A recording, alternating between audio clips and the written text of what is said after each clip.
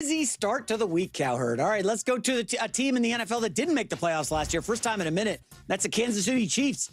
Big offseason happened. Mahomes had surgery, and they got a new OC in Eric Bieniemy, an old face. And here's Mahomes talking about that first meeting with Eric Bieniemy. I love it, man. I truly do, and I think you can feel it even in the meeting rooms, like the way he carries himself with the confidence that he carries himself with. I think it really focuses you in on what you're learning, the little details of things, and so it's been exciting to me. That first meeting had me run through a brick wall, man. It had me ready to go. Ooh, let's go. Turn back the clock to when Travis Kelce was young and Tyreek Hill was on the team. And Mahomes was outstanding. Like I don't put that much stock in Bieniemy, kind of bringing anything to the offense. Like, yeah, we can look at the heyday, but Eric Bieniemy wasn't calling plays. That was Andy Reid. So I just don't know that this is as exciting as Mahomes says it is. Overall, the team was way better back then. They just don't have a lot of blue chip talent right now, Colin. Yeah, they. I think that's really the key. When you take the Rams, for instance, Puka, Stafford, Myles Garrett, you start having like, oh, wow, Devontae Adams, Trent McDuffie, like 5 elite players. I think the Chiefs they've spread out their elite talent, but Travis Kelce and Chris Jones are past the peak. Right. So usually you and I we talk about teams lacking depth. Like the Dallas Cowboys have more elite players than the Kansas City Chiefs. No question. Dallas Cowboys have more elite players. I mean, CeeDee Lamb, Quinnen Williams, Caleb Downs will be a Pro Bowler as a rookie, potentially. Dak Prescott. Offensive line might be a push. I like Caleb Downs better than anyone in the Chiefs' second. You might be onto something. That's not great for the Chiefs. It's not. All right. So, you've got Andy Reid and Patrick Mahomes on the same sideline. That's a serious step up, a major improvement, compared to having Dak Prescott and whatever was happening with that coaching situation in Dallas. No question about it. Honestly, when you step back and look at the roster moves other franchises have been making, it really highlights where the Chiefs currently stand in the bigger picture. That's why I'm genuinely looking forward to digging into this topic. I have a feeling this discussion is going to take a different turn from the typical conversations we've been having about Kansas City lately. But before we dive in, please, Kansas City Chiefs fans, don't forget to hit that subscribe button and watch this entire video from start to finish. When you do that, the view numbers absolutely explode. The subscriber count skyrockets. And look, this isn't about obsessing over metrics or chasing some arbitrary milestone. It's about having the ability to produce Kansas City Chiefs content that people actually want to watch and talk about. That way, we can continue to host the most objective, level-headed, and truthful discussions about this team that you'll find anywhere. It genuinely makes a huge difference, and I would truly appreciate your support. So, yes. For me, when you size up these teams around the league, let me put it this way, let's try to break this down as simply as possible. I know this next point isn't always a favorite among Chiefs fans, but I believe it's highly accurate, and you really need to hear the whole argument before jumping to any conclusions. Because I think it's spot on, and it's a pattern that almost all truly great franchises follow consistently. Over the past several seasons, we've essentially seen 2 different versions of the Chiefs. Version 1, they are absolutely loaded with talent across the board, especially on offense. Everyone is performing at their peak, in their prime. Andy Reid has every possible tool at his disposal, and the approach is simply full throttle, right? We all remember what that looked like. That version felt like the most dangerous Kansas City Chiefs team imaginable, honestly, one of the most dangerous teams in NFL history. For example, when I talk about what the Chicago Bears could eventually become, or what they might look like if Caleb Williams hits his potential, I always say, you want to become the 2018 Chiefs. That's my go-to comparison. I don't say, you want to be the 2025 Los Angeles Rams. Sure, the Rams had a great offense, but my mind immediately goes to that 2018 Kansas City squad. Even the Detroit Lions in 2023 and 2024, they were incredibly intimidating offensively, could score on you in a million different ways, nonstop. But when you're talking about prime Mahomes, and again, I'm not saying he's no longer in his prime, back then, everything just felt like it was at its absolute zenith. Everything felt flawless, like nothing could go wrong. Pure perfection. And personally, I think physically, look, he's wearing a brace and just came off an injury. It's hard to imagine he'll ever be as physically dominant as he was in 2018. Now, that doesn't mean he won't become a better overall quarterback or still be a fantastic quarterback. I'm specifically talking about his physical condition from head to toe. And I feel the same way about Lamar Jackson, Josh Allen, and others, just to be clear. So that version was incredibly dangerous and intimidating. Then, in the following years, the team looked very different. A lot of those other squads were fairly evenly matched, depending on your perspective. Maybe one team had a slightly better offense, another had a significantly better defense. The rosters were kind of equal, kind of balanced, but one coaching staff was clearly superior, and so on. For me, that's where the Chiefs did their real damage. More specifically in 2022, 2023, and 2024, but especially 2023 and 2024. You looked around the league and thought, okay, the Ravens are pretty solid. The Bills are pretty solid. You see these teams and think, yeah, they're decent, but nobody is truly great. Nobody is stacked. Nobody makes you say, oh my goodness. Even though everyone tried to hype up certain teams as runaway trains, it was always just getting lost in the excitement. And that's where the Chiefs would step in and say, we are just so locked in. This is what I always said, if another team simply made a single mistake, that's all Kansas City needed. Just one error. That was enough. And they would win. That's the mentality. You're going to make a mistake. We are going to execute. We are going to get the job done because we are dialed in. At the end of the day, they would be the most resilient team on the field. Not necessarily the best in terms of who can reach the highest peak at any given moment, who can light up the scoreboard, or which defense can completely dominate. No. They would be the most resilient and the most consistent. Meanwhile, all the other teams would go through ups and downs. They'd get backed into a corner, and Kansas City would know exactly what to do, exactly how to respond, and they'd be opportunistic in those moments. They would capitalize on the other team's weaknesses. That's exactly how they beat the Ravens in 2023. That's how they beat the Bills in 2023. That's how they beat the Bills and the Texans in 2024. The formula was always, you will make mistakes. You will be imperfect. We will have all the answers. You won't. End of story. And when they couldn't execute that formula, they got blown out by the Eagles. That's why I kept saying I wanted the Chiefs to invest heavily in offense during the draft, to provide more support for Mahomes and all that. I acknowledged that they managed to get by in 2023 and 2024, obviously not in 2025, but even in the years they won the Super Bowl, 2023, and reached the Super Bowl, 2024, you could just feel it in your gut that it wasn't the same. Even with those accomplishments, it just wasn't quite the same level of dominance. And this isn't about trying to recapture 2018, 2019, or 2020.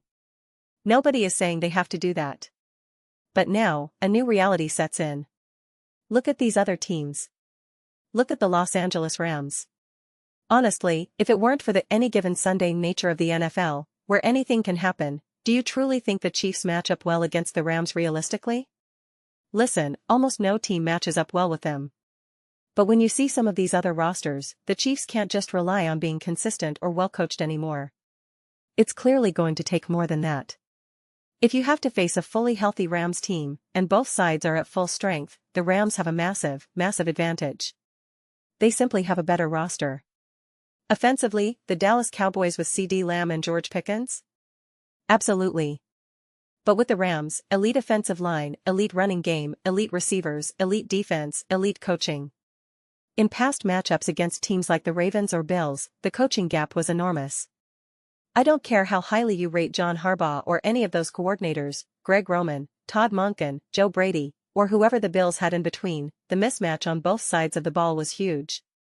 I'll take Andy Reid over Sean McDermott any day of the week. I'll take Steve Spagnuolo over whatever defensive coordinator they had. And obviously, you all know I consider Reid the undisputed great ST coach of all time. So that gap used to be massive. But it's different when the opposing coaching staff starts to close that gap. Again, I still think there's always some mismatch because I believe so highly in Reed and Spags. But that advantage shrinks considerably when you face a great team with a great coaching staff, like the Los Angeles Rams. That's the gold standard. I'm not going to pretend the entire NFL is full of Rams-level teams and the Chiefs are suddenly doomed. But for me, it's no longer just about getting out of the AFC or competing for the division title. I've said this for years, Patrick Mahomes' entire career is a dynasty. The whole thing. We had these conversations a lot back in 2024, heading into the playoffs and the Super Bowl. People asked what a third straight Super Bowl would mean for Mahomes. I kept saying it doesn't really matter to me because I view his entire career, and the Chiefs as long as he's with them, as one continuous dynasty. I said, listen, a three-peat is really cool, and don't get me wrong, if you get it, you say it with pride.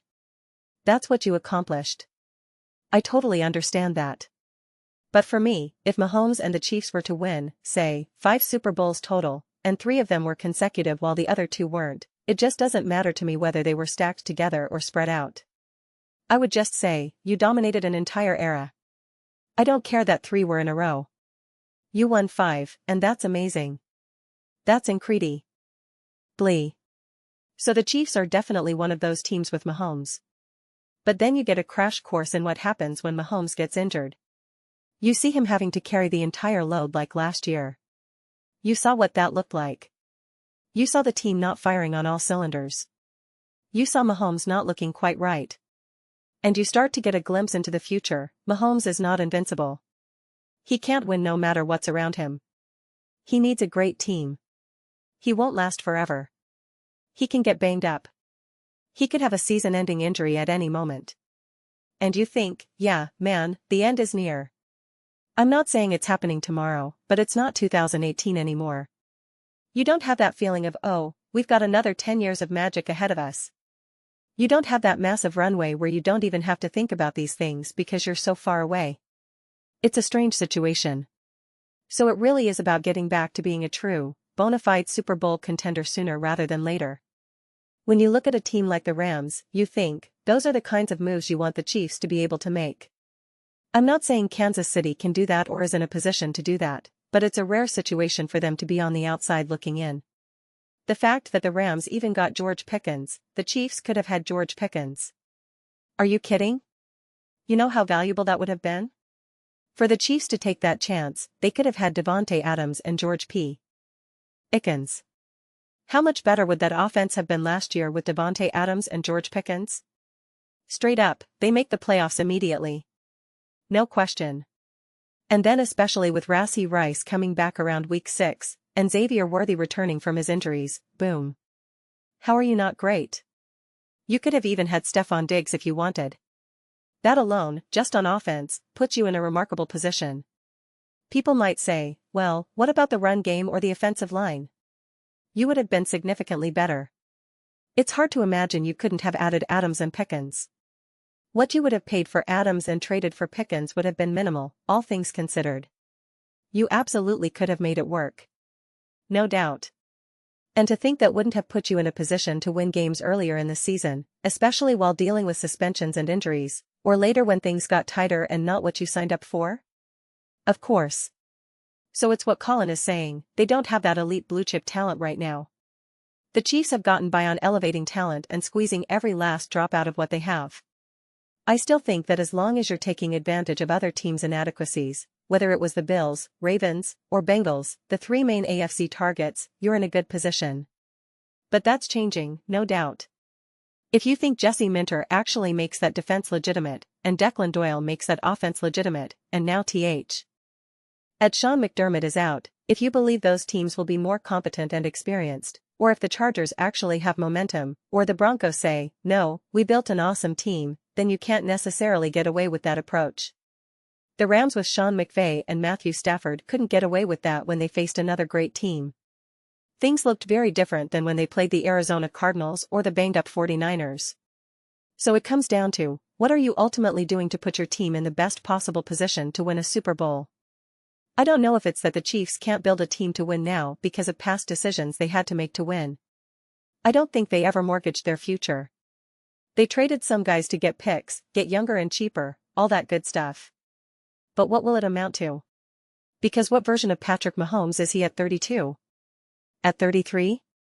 This is a weird season because Mahomes still has to get reacquainted with his body, get comfortable again, be out there.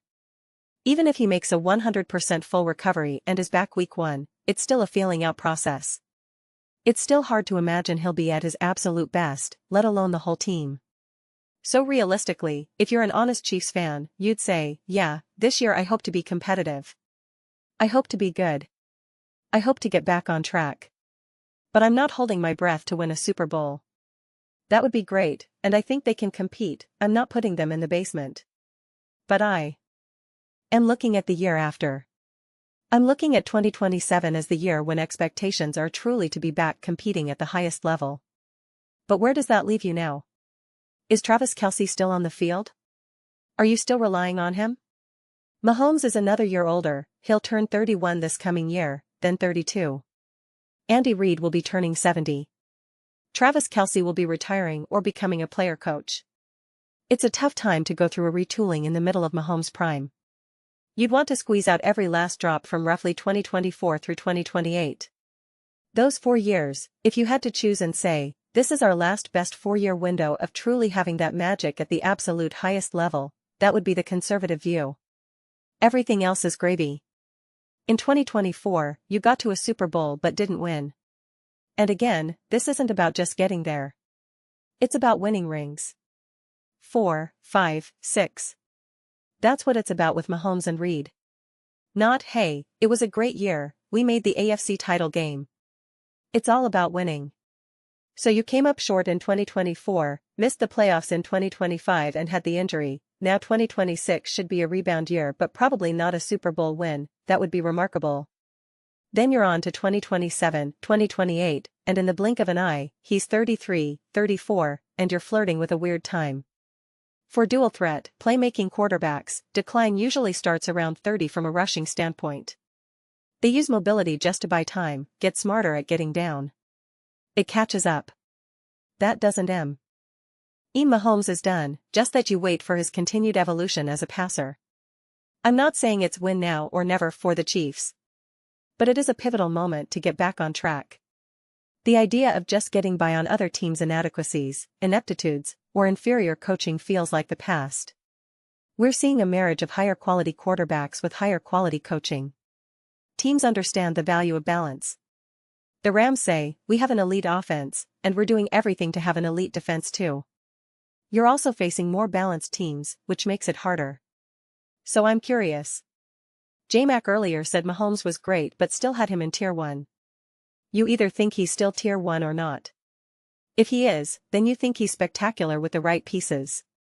And I think as long as the floor is competent for Kansas City, there will always be magic and a threat. But for the Chiefs, it's not about that. It's about winning it all. And as threatening as they can be with a really good team rather than an elite one, whether they ultimately win depends on how great these other teams have become. That's why I look at the Rams. Did the Bengals fix their defense? If so, that's a legitimate team. Same for the Ravens with Minter and Doyle. If those moves are successful, you're marrying great teams with great coaches, and then it's game on. Those are my thoughts. I'd love to hear yours. What do you all think about the Chiefs and Patrick Mahomes moving forward? Where do they rank against other teams right now? Let me know in the comments. I read every single one, whether you agree or disagree. Let's get some discussions going. Let's have some debates. But ultimately, let's have fun. Please consider subscribing. We're building an amazing community here, and I'd love to see you be part of it. I want to create something we all genuinely feel connected to, something we're excited to be part of. I think we're well on our way. Please don't forget to give this video a thumbs up, it really helps with visibility and the algorithm. Thank you so much. See you next time.